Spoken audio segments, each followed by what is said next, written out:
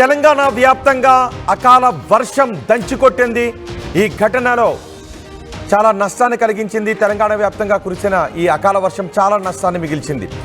వేర్వేరు ఘటనలు రాష్ట్ర వ్యాప్తంగా భారీ వర్షం కారణంగా 5గురు మృతి చెందిన విషాదకర ఘటనలు కూడా చోటు చేసుకున్నాయి. ఉమ్మడి మహబూబ్ నగర్ జిల్లాలో పిడుగుపాటుకు 4 మృతి చెందిన విషాదకర ఘటన చోటు చేసుకుంది.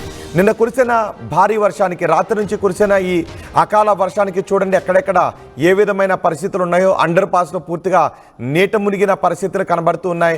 చాలా చోట్ల పిడుగుపాటుకు మనుషులు చనిపోయిన ఘటనలు చోటు చేసుకున్నాయి. సంగారెడ్డి జిల్లాలో గోడ కూలి ఒక ఎలక్ట్రీషియన్ మృతి చెందిన విషాదకర ఘటన కూడా చోటు చేసుకుంది. హైదరాబాద్తో పాటు తెలంగాణలో చాలా ప్రాంతాల్లో భారీ వర్షాలు కురిశాయి. ట్రాఫిక్ పోలీసులు కూడా ఆ అండర్ పాస్లో నుంచి నడుంలోతు నీళ్లలో ఎలా వెళుతూ ఉన్నారో మీరు ఆర్టీవీ స్క్రీన్ పైన చూడొచ్చు. వాహనాలు కూడా ఆ అండర్ పాస్ నుంచి వెళ్తూ కొన్ని చోట్ల ఆగిపోయిన పరిస్థితులు కూడా కనబడుతున్నాయి. మరో 3 రోజుల పాటు ఈ భారీ వర్షాలు కురిసే అవకాశం ఉంటుంది అని వాతావరణ శాఖ అధికారులు చెప్తున్నారు. ఒక్కసారిగా భారీ వర్షంతో పాటు ఈదురుగాలులు కూడా వీయడంతో భారీ నష్టం సంభవించింది. ఉరుములు మెరుపులతో కూడిన భారీ గాలులు, పిడుగులతో కూడిన వర్షాలు పడడంతో ఒక్కసారిగా జనజీవనం స్తంభించిపోయింది.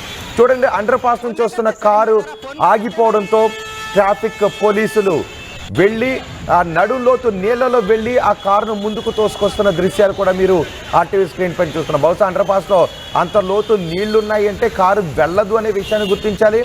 మళ్ళీ ట్రాఫిక్ పోలీసులను కూడా ఇబ్బందులకు గురి చేసే విధంగా చాలామంది వాహనదారులు ప్రయత్నం చేస్తున్నారు. నిజానికి అలాంటి నీళ్లున్నప్పుడు జిహెచ్ఎంసీ సిబ్బంది, సంబంధిత అధికారులు త్వరితగతిన నీళ్లను బయటికి వెళ్ళిపోయేలా చేస్తారు.